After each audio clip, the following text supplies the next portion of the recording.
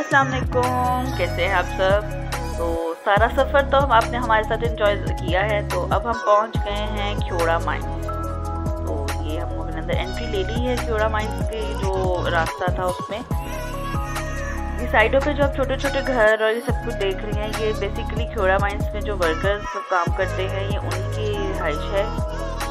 और अब हम जा रहे हैं पार्किंग की साइड पर, वहाँ पे गाड़ी पार्क करेंगे, थोड़ा सा फ्रेश होंगे और उसके बाद फिर माइन के अंदर जाएंगे। तो देख लिया कितना खुला सा मैदान है, ये सारा पार्किंग एरिया है।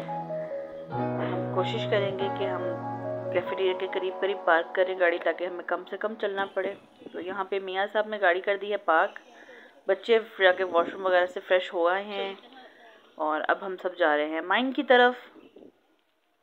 गर्मी तो शदीद थी, लेकिन क्या करें, बच्चों ने घूमना फिरना भी होता है, बच्चों को गर्मी नहीं लगती होती है।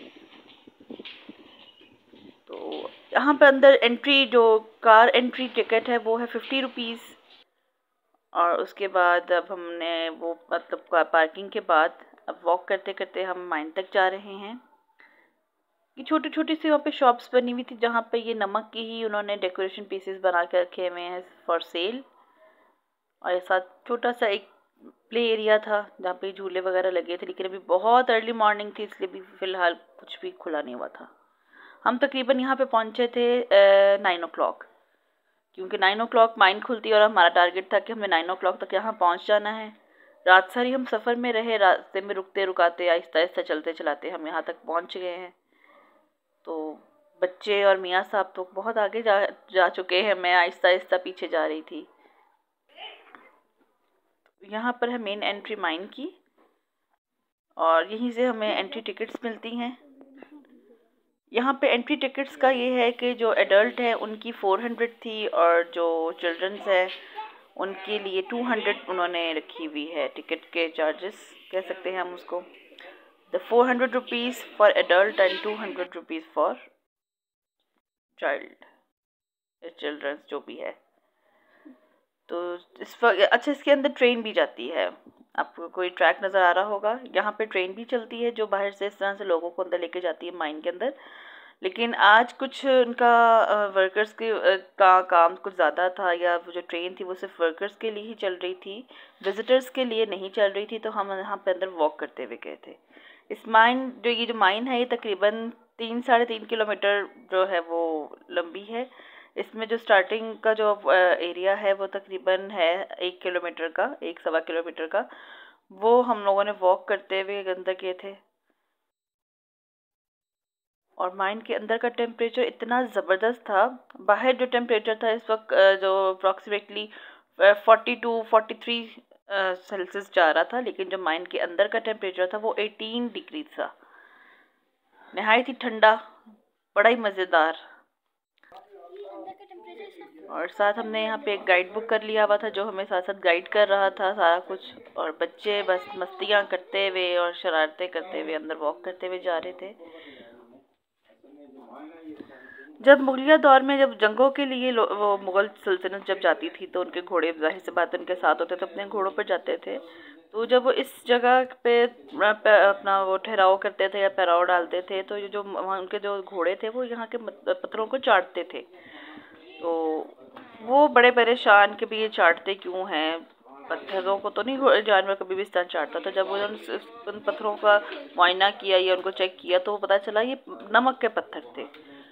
फिर वो खोदते खोदते वो इस तरह से नमक की कान बन गई, और ये काफ़ी एरिया में फैली हुई है। ये जहलम से स्टार्ट होती है और मेरा ख्याल है काला बाग तक ये जो इसका एरिया है सारा सॉल्ट एरिया, सॉल्ट रेंज में आता है। काफ़ी अंदर उन्होंने हमें बातें बताई, कुछ बातें मुझे याद रह गई, कुछ बातें मुझे नहीं याद रहेगी, कुछ बातें मैं अपने बच्चों से पूछ के आपको बता रही हूँ।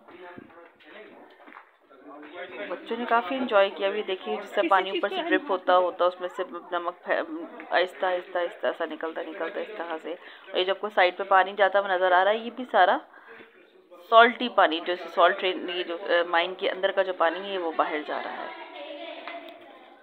तो इनकी डक्ट्स में से या वेंटिलेशन में से जो पानी अंदर आता है वो फिर आहिस्ता आहिस्ता पानी से बाहर निकलता है।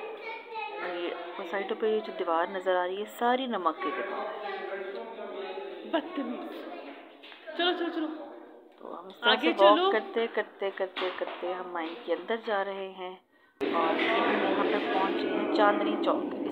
इस एरिया का नाम रखा बस माइन के अंदर चांदनी चौक। यहाँ से रास्ता निकलता है एक बाहर से, जो हम जिस रास्ते से हम अंदर आए एक वो रास्ता है। आगे से फिर ये डाइवर्ट होता है, एक चला जाता है अंदर वाली साइड पे जहाँ पे अंदर भी मज़ीद और काम हो रहा है। एक वहाँ से बाहर निकलने वाला रास्ता है। इस तरह से करके 2-3 रास्ते हैं जो इस चौक पे आके मिलते हैं।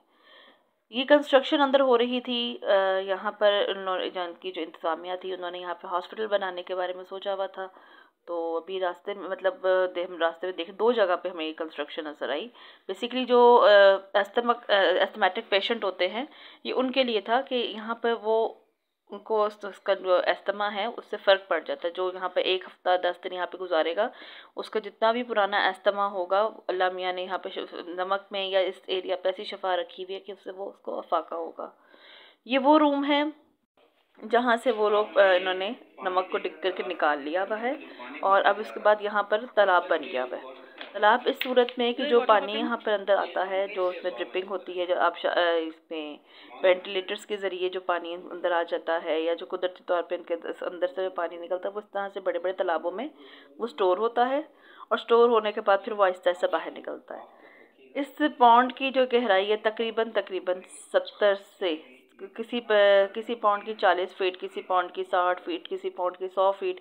ये जो पॉन्ड मैं आपको दिखा रही हूँ, इस पॉन्ड की जो गहराई है वो तकरीबन 40 फीट गहराई है। और ये इस कदर सॉल्टी पानी है इसके बीच में कि अगर अल्लाह ना करे कोई बंदा इसमें गिर जाए, या कोई जानवर कोई भी इंसान इस पर अगर गिर जाए तो वो डूबेगा नहीं, लेकिन वो सरवाइव भी नहीं करेगा। और ये है जी नमक से बनी हुई मस्जिद, बहुत ही खूबसूरत, इंतहाई खूबसूरत मस्जिद थी। जिसमें जितनी भी ब्रिक्स लगी हुई सारी नमक की ब्रिक्स हैं। और मेरे बच्चे यहाँ पे भी, मामा हम यहाँ पे नमाज पढ़ेंगे, हम यहाँ पे अजान देंगे। आपको तो पता है हमारा राहिम माशाल्लाह कितना नॉटी है, तो वो तो अंदर घुस गया, उसके पीछे पीछे इब्राहिम भी, और इसरा भी तैयारियों में अंदर जाने की। और फिजा आगे आगे से डिस्कवर कर रही है। यहाँ पे फिजा डर गई थी कि मम्मा अंदर कुछ है, लेकिन अंदर कुछ उनकी लेबर को कुछ सामान पड़ा हुआ था। लेबर नहीं बल्कि वर्कर हम कह सकते हैं, उनका कुछ सामान अंदर पड़ा हुआ था और वो फिजा देख के डर गई थी। तो यहाँ पर ये बच्चियाँ खड़ी हुई हैं, वहाँ पे मीनार पाकिस्तान के आगे, ये भी सारा सॉल्ट का बना हुआ है। और इसके अलावा ये भी उन्होंने इसको चागी का नाम दिया हुआ था। ये बेसिकली जो पानी वहाँ पे ड्रिप होता है और उसमें जो सॉल्ट होता है वो आहिस्ता आहिस्ता कतरा कतरा कतरा करते जो पहाड़ बना हुआ है, ये वो पहाड़ था। और उसके आगे फिज़ा और मैं थोड़े से हमने कहा सेल्फी खेल लें। अच्छा जनाब, ये वो सीढ़ियाँ हैं, जब ये वहाँ पे जो वर्कर्स हैं वो जब डिग करके नमक निकालते हैं या खुदाई करके नमक निकालते हैं, तो ऊपर आने के लिए वो साथ साथ सीढ़ियाँ बनाते जाते हैं ताकि उनको ऊपर आना आसान हो। तो ये वो रूम है जहाँ से उन्होंने नमक निकाल लिया हुआ है, और अब उस रूम में सारा पानी इकट्ठा हो गया हुआ है, तालाब बन गया हुआ है। चलो, और इसके बाद आपको मैं एक और जगह दिखाती हूँ। यहाँ ये जो है ये अभी टनल, ये भी टनल बनी हुई, और यहाँ पर भी काम चल रहा था, अंदर मशीनें वगैरह लगी हुई थी। मैंने वो गाइड से पूछ के उससे परमिशन लेके मैं थोड़ा सा आगे गई हूँ, ताकि उन्होंने मुझे कहा कि आप बैरियर के आगे नहीं जा सकती हैं, इसके पीछे पीछे रह के आप उसको कैप्चर कर सकती हैं। और इसके अंदर वो उनका काम चल रहा था डिगिंग का। पहले होता ये था कि जब भी हमने आते हुए जो ट्रेन का ट्रैक देखा था, वहाँ उस पर ट्रेन चलती है, पहले ये होता था कि जो नमक निकालते थे वो उस ट्रेन के ऊपर रख के उसको बाहर ले आते थे। लेकिन क्योंकि अब उस रास्ते से विजिटर्स भी अंदर आते हैं, तो इसलिए अभी पीछे उनका पिछली साइड से एग्ज़िट है, इस टनल की बैक साइड पे भी एक एग्ज़िट पॉइंट है, वहाँ से ट्रैक्टर ट्रॉलियों की सूरत में अंदर आते हैं और उसमें फिर वो नमक लोड करके वापस बाहर लेके जाते हैं। यहाँ पे छोटे छोटे से बोर्ड्स लगे हुए थे, उसके ऊपर उन्होंने ये कान के मुतल्लिक या माइन के मुतल्लिक सारी इन्फॉर्मेशन दी हुई थी। इसके कितने एंट्री पॉइंट्स हैं, कितने एग्ज़िट पॉइंट हैं, और ये कब कितनी लंबी है, और क्या क्या कुछ इसमें मतलब चल रहा है, काम किस तरह से हो रहा है, और ये दरियाफ्त किस तरह से हुई, डिस्कवर किस तरह से हुई। कोशिश तो मैंने की थी कि वो सारा आप कैप्चर कर सकूं, लेकिन एक तो टाइम शॉर्ट था, दूसरा मेरी फैमिली काफ़ी आगे जा चुकी हुई थी और मैं पीछे अकेली रह गई थी, और यहाँ पे कुछ वर्कर्स काम भी कर रहे थे, तो इसलिए जितना हो सका मैंने इसको कैप्चर किया। और माजरत के साथ कुछ बोर्ड्स में ऐसे हैं जिसके ऊपर जो राइटिंग है वो सही तरह क्लियर कैप्चर नहीं हो सकी है, कुछ लाइटिंग का इफेक्ट था, तो इसलिए। बाकी आप इसमें खुद देख सकते हैं, कुछ पिक्चर से भी अंदाज़ा हो जाएगा। तो ये सारी वो चीज़ें हैं। अच्छा, यहाँ पर हमें इस गाइड ने बताया कि इस कान में या इस माइन में 3 तरह का सॉल्ट जो है वो पाया जाता है, 3 तरह का नमक पाया जाता है। एक उसमें है रेड सॉल्ट, एक है पिंक सॉल्ट, और एक है नॉर्मल जो हमारे घर में यूज़ होता है वाइट सॉल्ट। तो और ब्लैक सॉल्ट भी यहीं से निकलता है, उसको भी एक फॉर्म, सॉल्ट को निकालने के बाद उसकी फॉर्म बनती है जिसको हम ब्लैक सॉल्ट कहते हैं। काला नमक हमारे घर में अक्सर इस्तेमाल होता है, तो उसकी वो खसूसियत हमें बता रहा था कि जो रेड सॉल्ट होता है वो फुल ऑफ आयरन होता है, पिंक सॉल्ट जो होता है वो फुल ऑफ पोटेशियम होता है, और जो वाइट सॉल्ट जो हमारे घरों में नॉर्मली इस्तेमाल होता है। तो ये 3 तरह के सॉल्ट थे जो वहाँ पे निकलते हैं, और हमने वो तीनों सॉल्ट देखे हैं, खुद देखे हैं, जिस तरह से वो के कलर्स और सब कुछ, तो देख के काफ़ी मज़ा आया, बच्चे भी काफ़ी इंजॉय कर रहे थे सब कुछ। काफ़ी इन्फॉर्मेटिव ट्रिप था हमारा ये जी। ये जो पॉन्ड है या ये जो जगह है, तालाब है, इसको उन्होंने नाम देना है फवारा चौक का। ये भी एक चौक बनता है पाइन के अंदर। तो यहाँ पे ये भी अंडर कंस्ट्रक्शन एरिया था, मशीनें वगैरह लगी हुई थी, काम चल रहा था। यहाँ पे ये देखो छोटे छोटे से उन्होंने वो होल्स बनाए हुए, और इसके अंदर भी डिगिंग चल रही थी अभी। तो अब हम जा रहे हैं शीश महल की तरफ। शीश महल के बिल्कुल सामने ना छोटी सी एक कैंटीन, एक कैफेटेरिया सब बनाया हुआ था, जहाँ पे वो पैकेट्स वाली चीज़ें और कोल्ड ड्रिंक्स और मिनरल वाटर वगैरह उन्होंने अंदर रखा हुआ था, जो विज़िटर्स आते हैं उनके लिए, तो वो यहाँ से परचेज़ करें और उसको एंजॉय कर सकते हैं। और अब हम जा रहे हैं शीश महल की तरफ। ये मुग़लिया दौर में यहाँ पर मीटिंग्स होती थी, गेट टुगेदर्स होते थे। तो ये छोटा सा मैप उन्होंने बनाया हुआ है शीश महल के बाहर माइन का। और ये सारा देखें, सॉल्ट की छतें, सॉल्ट की दीवारें, हर जगह सॉल्ट सॉल्ट हुआ था।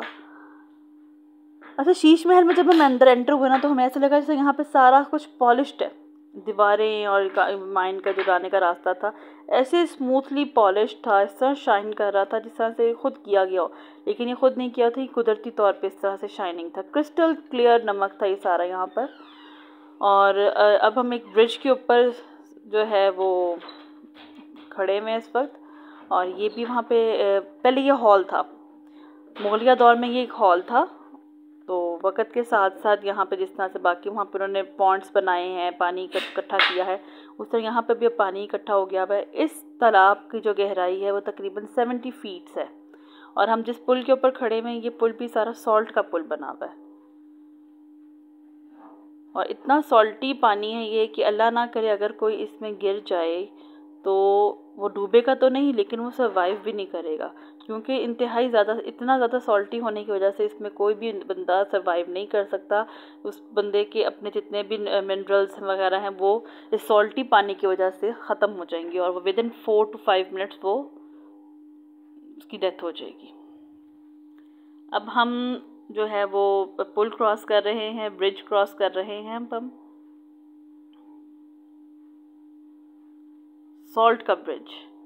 और सॉल्ट का ब्रिज क्रॉस करने के बाद अब आ गई है ये विश वॉल, जिसको हमारा राहिम साहब बड़े मज़े से लिख कर रहा है। वो गाइड ने बताया था कि जो भी इस दीवार को लिख करके जो विश करता है वो पूरी होती है, और राहिम हमारा पागल हो गया इस चीज़ के पीछे।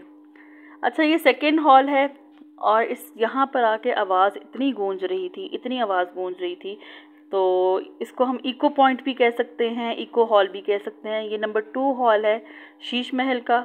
और जो इसका तालाब है, इसकी जो गहराई है तकरीबन ये 80 फीट्स तक जो है इसकी गहराई है।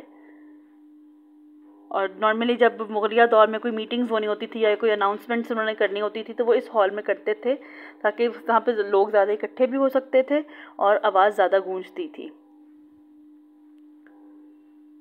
और इसके बाद अब हम जा रहे हैं फाइनल रूम की तरफ, फाइनल हॉल की तरफ शीश महल के।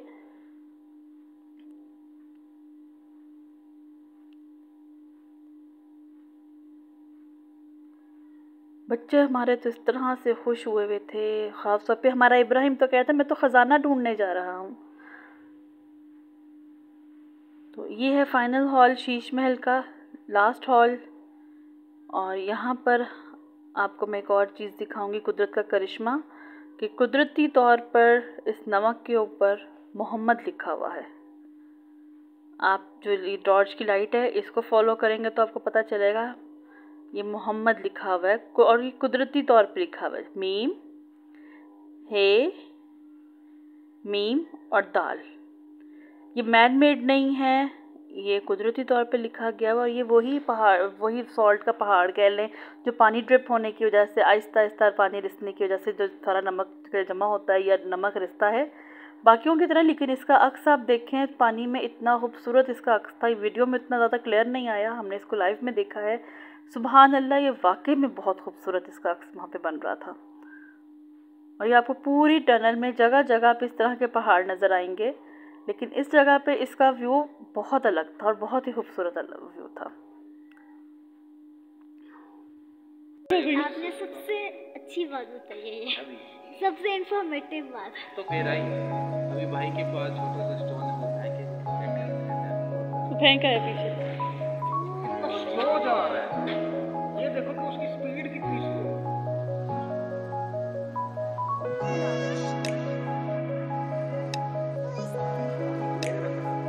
लेकिन डेप्थ बहुत है। क्या है कि स्ट्रॉन्ग हो,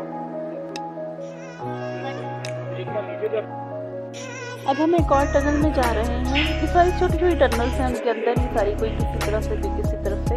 तो यहाँ पे पूरी टनल में आपको कहीं भी किसी भी तरह का कोई बैक्टीरिया नहीं मिलेगा, कोई सांप नहीं मिलेगा, कोई बिच्छू नहीं मिलेगा, वो सर्वाइव ही नहीं कर सकते। लेकिन अल्लाह की कुदरत है कि आप यहाँ पर एक अल्लाह का करिश्मा देखेंगे। हम जिंदा रह सकते हैं, ओ बाबू, जिंदा रहने से मतलब कि तुम्हें नमक की एक पेटी के अंदर बंद कर दूँ, नमक में दबा दूँ ना, तो तुम जिस तरह फिरौनी में जिस तरह वो जो ये पीस है, इसकी हिस्ट्री थोड़ी ये है कि बिलियन ईयर्स वो करोड़ों साल पहले समंदर था।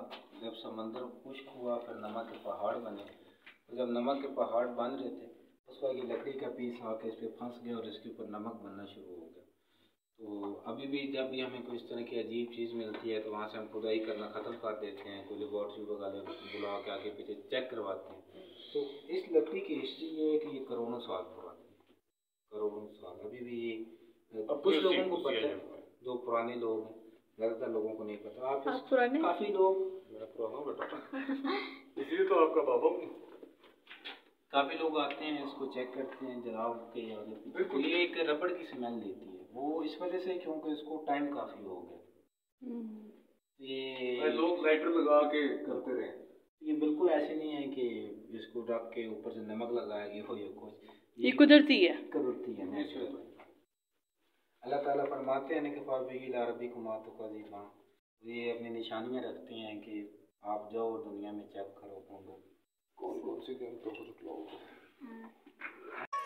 और इस तरह से हमारा सारा माइंड का सफ़र हुआ कंप्लीट। और अब हम वापसी के लिए निकल रहे हैं।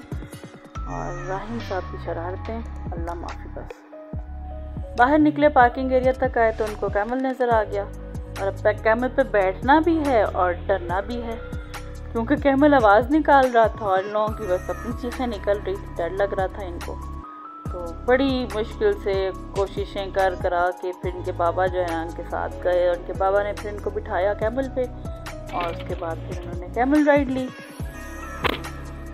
क्या कहते हैं इनको, मस्तियाँ इनकी जो थोड़ी सी कम हुई, क्योंकि गर्मी भी बहुत शदीद थी और कैमल राइड भी करनी थी इन्होंने। वो करके तो फिर हम लोगों का वापसी का सफ़र शुरू हो गया। और ये था हमारा आज का सारा दिन, बल्कि आज रात से लेके और दोपहर तक का सारा टाइम, जिस तरह से बच्चों ने एंजॉय किया, माइंड डिस्कवर की, सारी अंदर से देखा। तो अब हमारी वापसी का सफ़र शुरू हो गया है। ये माइंड के बाहर जो वहाँ की आबादी है, ये मैंने कहा थोड़ा सा इसको भी आपको दिखा दूँ। छोटी छोटी सी दुकानें बनी हैं, छोटे छोटे से घर हैं, बहुत ही सादा लोग।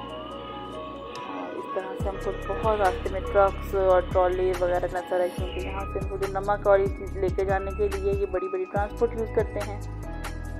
तो इस तरह से हमने आज एक नया शहर भी इंजॉय किया, लेकिन थक के इस कदर बुरा हाल हो गया हुआ था कि अब बस वापसी का था। बस बाहर से हमने यहाँ बाहर निकल के वहाँ पे कुछ खाना शाना खाया और मोटरवे पे चढ़े बैक टू होम। तो ये था हमारा आज का सारा सफ़र भी और हमारी सैर सपाटे भी। इंशाल्लाह फिर मिलेंगे। और ये देख ले मेरे बच्चों को, सोए हुए हैं आराम से। हम एक मोटरवे रेस्ट एरिया पर रुके हुए और बच्चों की बस हुई हुई थी। तो इसी तरह से मैं आपसे इजाज़त चाहती हूँ। फिर मिलेंगे एक नए सफ़र के साथ, एक नई स्टोरी के साथ, एक नए जोश के साथ। तब तक के लिए दुआ में याद रखिएगा।